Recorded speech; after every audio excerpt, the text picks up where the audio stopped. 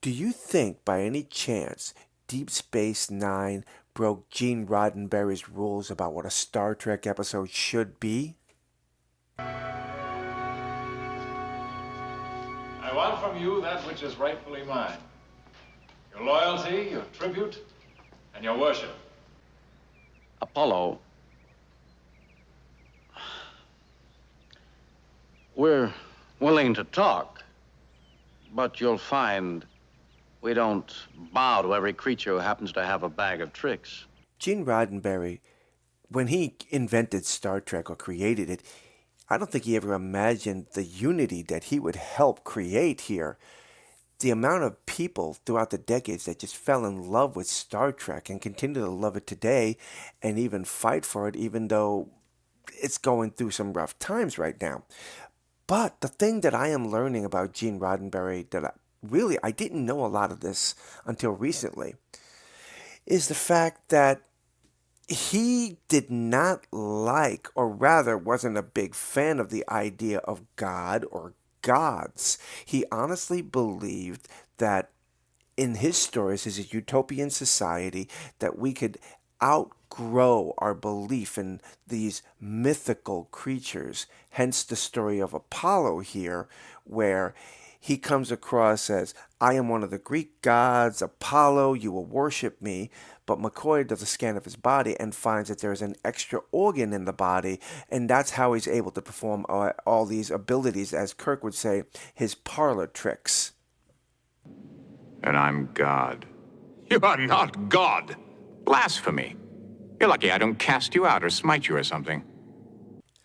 Gene Roddenberry had this idea that gods weren't gods, that they were advanced aliens with special abilities. That's what made them look superior and more powerful than us, kind of like Q here. He has godlike powers, but he is not God. At least that's the argument that Picard makes and a lot of other people make. He's just, and his whole race is just nothing more than an advanced, more evolved race of people. And that sooner or later, mankind will make that leap as well, become just as evolved as they are, in fact, more evolved. Something about us compels us to learn, explore. Yes, the human compulsion. And unfortunately for us, it is a power which will grow stronger century after century, eon after eon. Perhaps in the future that you cannot yet conceive, even beyond us. Okay, so I found this piece online called America, the Jesuit Review. Star Trek Gene Roddenberry rejects religion, but he was searching for a God. Now, I'm not going to read through this whole thing because, believe me, there's a lot to go through here. But there's a section in here I find very interesting. Now, over the years, it has been rumored that Gene Roddenberry was an atheist, anti-God.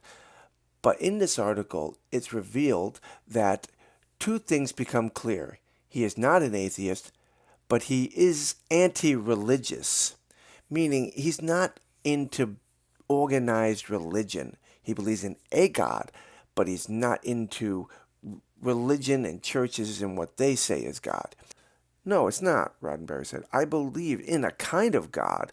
It's just not other people's God. And I reject religion. I accept the notion of God.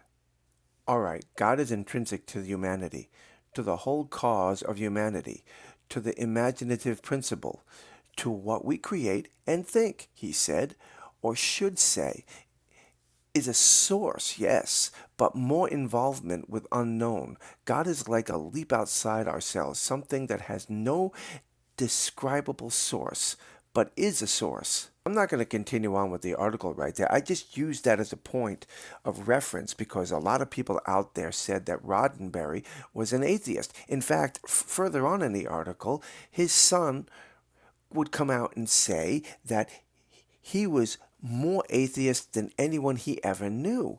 But now with that said about Gene and the contradictions going on with him, here's a contradiction to the Star Trek universe. As much as I love it, it is a complete contradiction to Gene Roddenberry's vision for Star Trek.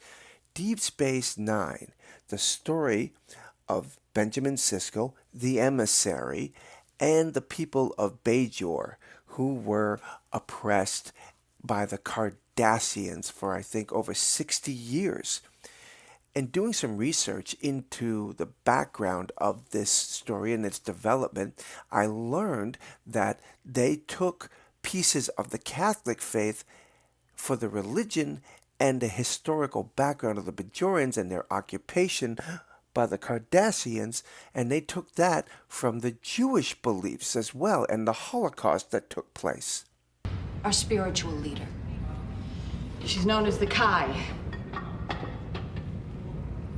Our religion is the only thing that holds my people together. If she would call for unity, they'd listen. Leaders of all the factions have tried to get to her, but she lives in seclusion.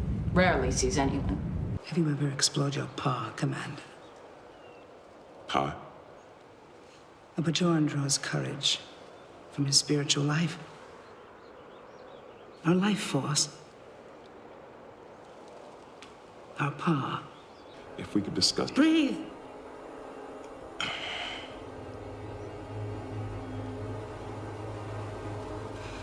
Ironic. One who does not wish to be among us is to be the emissary. The religious aspects of this show are so compelling to me, and it's really what drew me into this. Yes, there was a science fiction, and I love Star Trek, but religion fascinates me. It really does. Whether maybe it's my faith in God and Jesus that drew me into this thing, but there was something about this show and the religious aspects of it that just said, I love this series. Costumogen has chosen its vessel.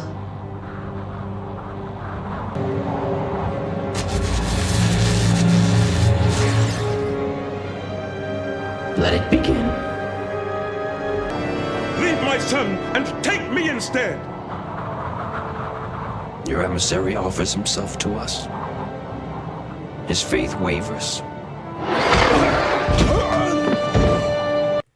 I mean, this show had everything. It had spiritual possessions. It had angels possessing the bodies of chosen warriors, like Major Kira here, who was willing to be a vessel to help rid the world of the Pa-wraith. Meanwhile, we got Pa-wraith demons, or maybe that was Lucifer in there, I don't know. But the point is that we had demonic possessions, we had spiritual battles that were just something completely outside of everything that I have seen in the Star Trek universe before. No, I've got to play this thing out. That is your son out there. Don't you think I know that? The prophets will protect him. They're trying to kill him. No, they're trying to destroy the Pa-wraith. The prophets will not let anything happen to him. How do you know that? I know. Cisco, the emissary of the prophets, is willing to take a leap of faith that the prophets are not going to do anything but protect Jake. They're just trying to kill off the Pa-wraith that's inside of him. That to me is just a beautiful thing. And I have seen stuff kind of like that, where people and their leap of faith in God, their leap of faith in Jesus and in the Holy Spirit is going to guide them. Some would argue it's a blind faith, but it's a leap of faith in something that you have no visual concept of. You can't touch it, you can't feel it, but you know it's there and you're going to trust it. This is something that I absolutely loved about Deep Space Nine. It really did touch on the religious aspect of a society. But I assure you, we still achieved a great victory. Forgive me if I don't share your euphoria. Well, you should. The Bajoran people have been cut off from their gods. Perhaps forever. How does that help us? Because Cisco has been cut off from the prophets as well. And without the prophets, he's just another Starfleet captain. It's from there that they protect that world and its people. The sad truth is, we wasted our time fighting the Bajorans when we should have been fighting their gods. Dukat! Your concern is touchy, but unnecessary. We even have stories about the Antichrist. Dukat gets possessed by the Pa-wraith and becomes somewhat of a Lucifer-type character whose whole purpose is to dethrone the emissary, or their version of Jesus Christ. Now, perhaps I am reading too much into this and trying to attach the Holocaust and the Bible into this story, but it just comes across that way to me. But I guess it goes back to the original question. Would Gene Roddenberry have approved of Deep Space Nine given his deep hatred, or rather his dislike for the people's gods or focused religion, big church style religion, which is what Deep Space Nine comes across as? Anyway, I would love to hear your thoughts and comments, so please drop them below and let me know. Until the next time, my friends, God bless.